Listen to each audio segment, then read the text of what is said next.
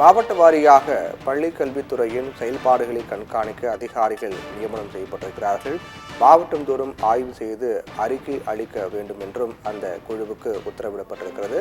பள்ளி கல்வித்துறை செயல்பாடுகள் கண்காணிக்க குழு அமைக்கப்பட்டு அது மாவட்டந்தோறும் ஆய்வு செய்து அந்த ஆய்வினுடைய அறிக்கை சமர்ப்பிக்க வேண்டும் என்றும் உத்தரவானது பிறப்பிக்கப்பட்டிருக்கிறது.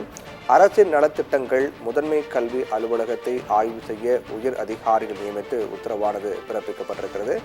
ஏற்கனவே தொடர்ச்சியாக அரசு உதவி பெறும் பள்ளிகளில் மாணவர்களின் எண்ணிக்கை முறைகேடாக பதிவு செய்யப்பட்டதாக புகார் எழுந்திருக்கிறது.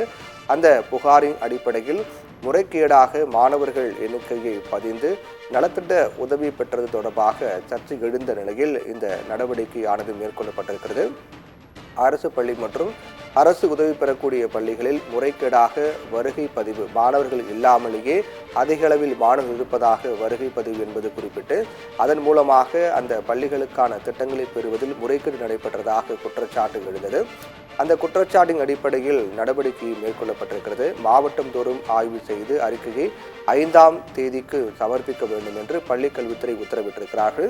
அதற்காக அமைக்கப்பட்ட குழுவானது மாவட்ட வாரியாக ஒவ்வொரு மாவட்டத்திலும் செயல்பட்டு வரக்கூடிய அரசு பள்ளி மற்றும் அரசு உதவி பெறக்கூடிய பள்ளிகளில் ஆய்வு செய்ய வேண்டும் என்றும் அந்த ஆய்வின் போது ஒவ்வொரு பள்ளியிலும் படிக்கக்கூடிய மாணவர்கள் எண்ணிக்கை எத்தனை பேர், அந்த மாணவர்கள் எண்ணிக்கைக்கு ஏற்ப அங்கு இருக்கக்கூடிய கட்டமைப்புகள் மற்றும் இதுவரை ஏதேனும் அந்த பள்ளியில் முறைகேடுகள் நடைபெற்றதா, குறிப்பாக மாணவர்கள் எண்ணிக்கை அதிகப்படுத்தி காட்டி அதன் மூலமாக திட்டங்கள் பெறப்பட்டதா என்பது குறித்தும் தீவிரமாக ஆய்வு செய்ய வேண்டும் என்றும் இந்த ஆய்வுக்காக மாவட்டம் தோறும் சென்று ஆய்வு செய்வதற்காக கண்காணிப்பு குழுவானது அமைக்கப்பட்டிருக்கிறது.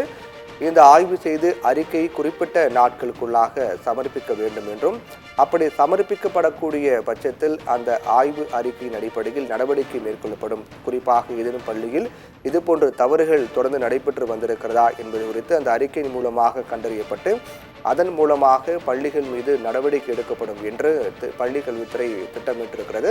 அதற்காக ஒரு குழுவானது அமைக்கப்பட்டு மாவட்டம் தோறும் ஆய்வு செய்யக்கூடிய பணியை மேற்கொள்ள உத்தரவிடப்பட்டிருக்கிறது.